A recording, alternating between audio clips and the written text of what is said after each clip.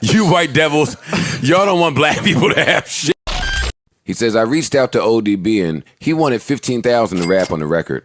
At the time, that was a lot of money, but it really wasn't for Mariah Carey's budget. So, no problem.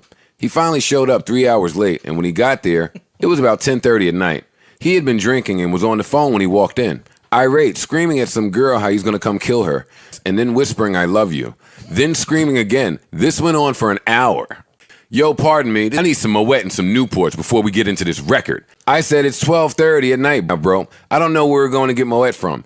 He started yelling at the assistants, calling them white devils. You white devils, y'all don't want black people to have shit. They went out for like an hour, and the only thing they could find was some Heinekens.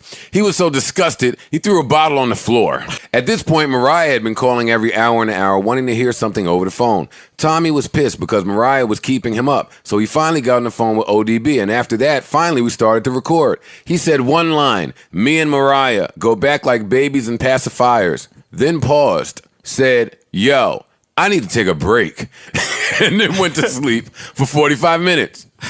He woke up and was like, yo, let me hear what I did so far. We played his one line back. He sang another line or two and then slept for another hour. He would come up with a line, punch that in, go to sleep.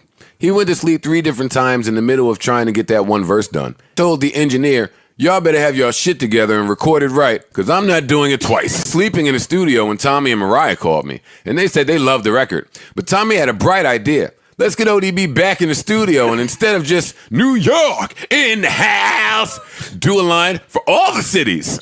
Of course, ODB wanted another 15 grand. He came back to the studio, a little more mellow, but dead tired. He's sitting there picking food out of his teeth. He pulled a piece of food out of his mouth so big it was scary. Then he fell asleep on the couch, kicked one of his shoes off. His foot smelled so bad, we had to let him sleep. And eventually, we got the other parts done, and that was that. A week later, it was time to shoot a video. We reached out to him, and he wanted another 15 grand. No problem. So I sent a car to his house, and he drank every friggin' thing in the limo. I asked him, do you need the stylist to buy clothes for you? He said, nah, this is hip-hop. I'm just rocking some jeans and Timbs. Right. That day, he was in a trailer, in and out of consciousness, when I said, we're getting ready to do a scene. He said, I don't got no clothes. How am I going to do a video if I ain't got nothing to wear? I started screaming at him. Man. Tommy told us, take my corporate credit card to the mall, back on the set with all these bags of Tommy Hilfiger clothes and Timberlands.